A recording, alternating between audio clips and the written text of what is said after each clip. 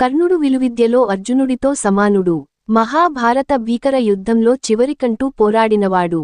ఒకానొక దశలో అర్జునుడిపై పైచేయి సాధించిన కురుసేనాధిపతి కర్ణుడు ఒక్కడే. ఎన్ని అస్త్రాలు సంధించినా నేలకొరగని ఆ మహావీరుడు ఎలా నేలకొరిగాడు? ఇంతకీ అర్జునుడు ఏ అస్త్రం ప్రయోగించి కర్ణుణ్ణి చంపాడు? మహాభారత యుద్ధంలో ద్రోణుని మరణం అనంతరం కురుసేనాధిపతిగా కర్ణుడు బాధ్యతలు స్వీకరించాడు. విలువిద్యలో అర్జునుడితో సరిసమానుడు కావడం, కౌరవ చక్రవర్తి అయిన సుయోధనుడికి అనంగుమిత్రుడు కావడంతో కౌరవ శ్రేణుల్లో కర్ణుడంటే విపరీతమైన అభిమానం ఉండేది. అస్త్ర విద్యల్లో అర్జునుడితో పోటీపడగలవాడు కావడంతో కౌరవ శిబిరంలో ఆనందం తాండవించింది. మహాభారత యుద్ధంలో 17వ రోజు అర్జునుడికి కర్ణుడికి మధ్య భీకర యుద్ధం జరిగింది. సమవీరుల మధ్య జరిగిన పోరును యావత్ విశ్వం ఆసక్తిగా వీక్షించింది. అస్త్రశస్త్రాలను ఇరువురు సంధించుకుంటున్నారు. ఒక అస్త్రానికి మించిన అస్త్రాలు వేస్తున్నారు. ఇంతలో కర్ణుడు హఠాత్తుగా నాగాస్త్రాన్ని ప్రయోగించాడు. అశ్వసేనుడు అనే నాగకుమారుడు సర్పముఖ బాణాకారంలో ఉన్నాడు. ఖాండవ వన దహనంలో అశ్వసేనుడు బాధితుడు. అర్జునుడిపై పగ తీర్చుకునేందుకు అస్త్రంగా మారి కర్ణుడి వద్దకు చేరాడు.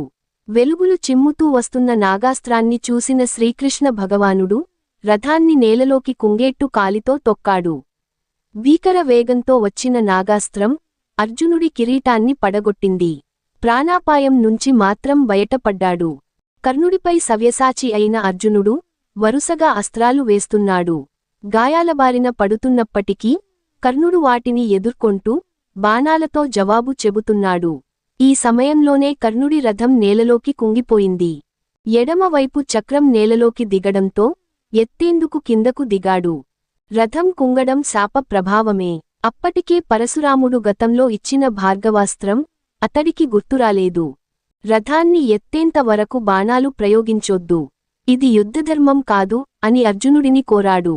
అంతలో అర్జున రథ సారథి అయిన శ్రీకృష్ణుడు బదులిస్తూ పాండవులు బస చేసిన లక్క ఇంటిని కాల్పించి మాయాజూదంతో వారి సంపదను అపహరించి ద్రౌపదిని నిండు సభలో అవమానించి బాలుడైన అభిమన్యుడిని చంపారు కౌరవులు.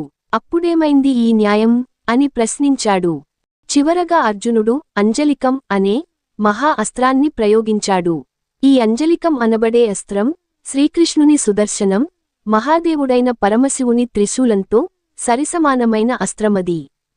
అప్పుడు అర్జునుడు, నేనే గనుక తపస్విని, గురువులకు సేవలతో సంతృప్తి కలిగించేవాడిని, పుణ్యకర్మలను ఆచరించేవాడినైతే ఈ బాణం కర్ణుడి తలను సంహరిస్తుంది అని ప్రతిజ్ఞ చేసి అస్త్రం సంధించాడు. వింటిని పూర్తిగా లాగి సంధించిన అంజలికం వెలువరించిన కాంతులతో ఇరు పక్షాలు వీతిల్లాయి. అత్యంత వేగంగా వెళ్లిన అంజలికం కర్ణుని శిరస్సును ఖండించింది. అస్తమిస్తున్న సూర్యుడివలే కర్ణుడి తల కిందపడగా అతని దేహం నుంచి అత్యంత ప్రకాశమైన కాంతిపుంజం ఒకటి వెలువడి సూర్యుడిని చేరింది. గమనించారా మిత్రులారా? ఎంత పరాక్రమం ఉన్నప్పటికీ అధర్మ పరుల చెంతన ఉన్న కర్ణుడు దురదృష్టవంతుడివలే సంహరింపబడ్డాడు.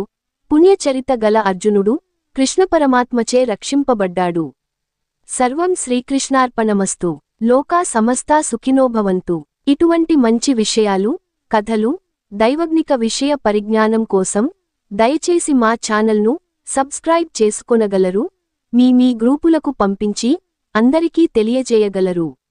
ధన్యవాదములు.